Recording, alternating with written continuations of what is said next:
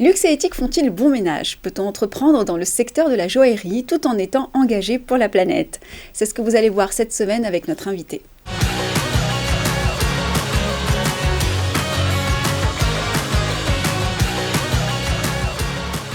Margot Pavant, bonjour. Bonjour. Vous êtes cofondatrice d'Or du Monde. Est-ce que finalement, on peut faire bon ménage entre le luxe et l'éthique? Oui, alors moi je vais vous poser la question différemment. Est-ce qu'il est nécessaire pour qu'un diamant brille de mille feux finalement qu'il ait été extrait par un enfant de 12 ans? Est-ce qu'il est nécessaire pour créer un bijou de détruire des écosystèmes, de détruire la forêt amazonienne? Je ne suis pas sûre. J'ai envie de vous répondre non. Non. Un grand non.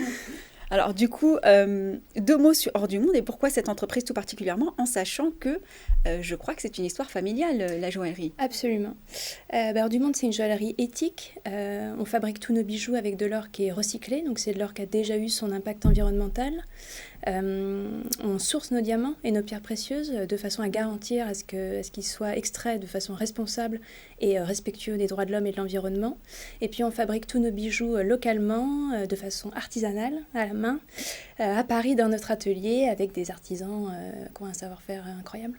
On peut parler de green joaillerie finalement. On peut parler de green joaillerie, tout à fait. Et alors du coup, pourquoi avoir fait ce choix d'entreprendre? Parce qu'après tout, vous auriez pu aussi travailler pour un grand joaillier. J'aurais pu travailler pour un grand joaillier. Après, pour moi, les grandes joailleries n'ont pas encore réussi à faire rimer vraiment luxe et éthique.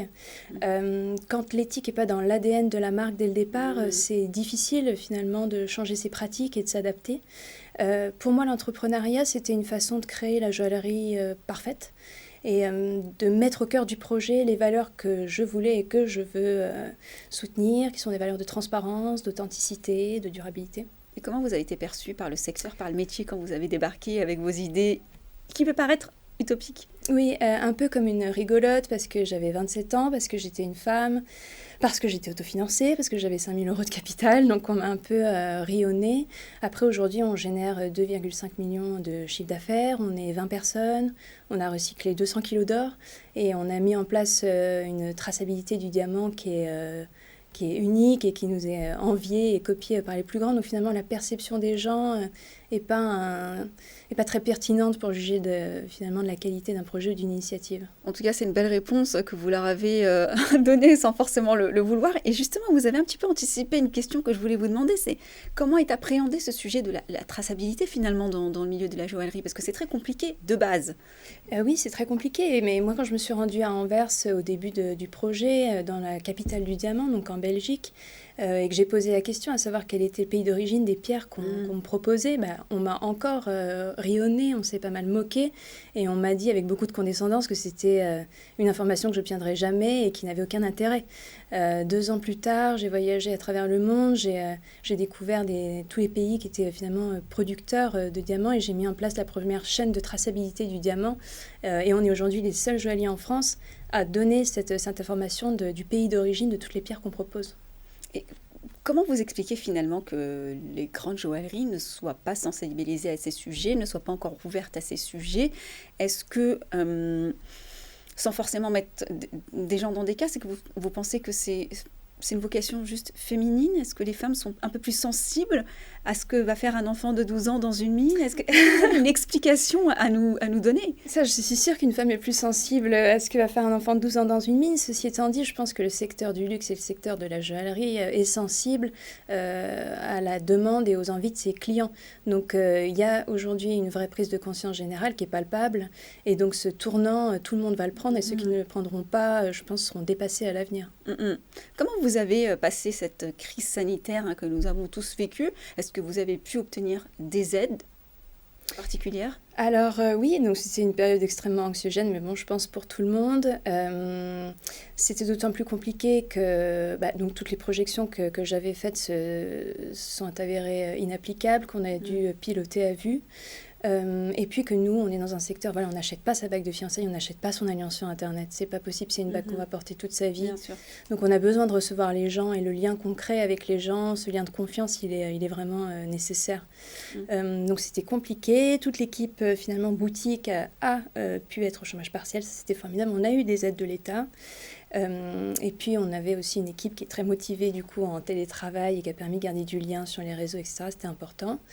Aujourd'hui, on voit que ça repart, que les mariages recommencent. Donc, voilà, c'est très encourageant et très positif. À titre personnel, j'étais très heureuse de ce confinement. J'ai pu passer un mois avec mon petit garçon qui avait 1 an à l'époque. La femme d'affaires était angoissée. La mère de famille était comblée. Et d'ailleurs, doublement comblé cette année, puisque vous venez d'avoir votre deuxième enfant. Exactement. C'est facile de concilier comme ça entreprise et vie de famille? Non, ce n'est pas facile, c'est compliqué. Avec le deuxième, c'est très compliqué. Après, comme je vous disais tout à l'heure, l'entrepreneuriat, c'est génial. Ça permet quand même d'organiser son emploi du temps, d'avoir une certaine liberté, même si on est toujours tiraillé entre le temps qu'on accorde à l'entreprise, le temps qu'on accorde ou pas à ses enfants. Et voilà, il y a une vraie culpabilité de ça, mais voilà, en même temps, je suis très soutenue par une équipe qui endosse beaucoup de responsabilités, qui prend en charge des projets, qui me permet d'être, si je puis dire, au four et au moulin. Je pense que vos enfants seront fiers aussi de leur maman et de ce que vous avez accompli, donc c'est ça qui est important. Vos projets pour l'avenir?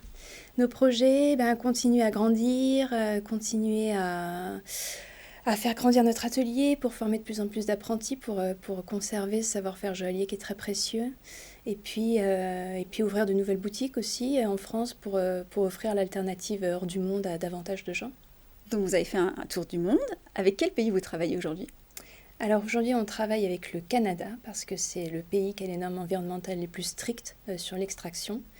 On travaille avec le Botswana, qui est un petit peu la Suisse de l'Afrique, qui a récupéré son indépendance dans les années 70 et par la même occasion son sous-sol, et qui du coup exploite le diamant à 50-50 avec la De Beers et surtout redistribue les gains qui sont générés par l'industrie du diamant dans des infrastructures, dans des écoles, dans des routes pour le pays. On a choisi en amont les pays avec lesquels on voulait travailler plutôt que de se fournir chez des gens à Anvers.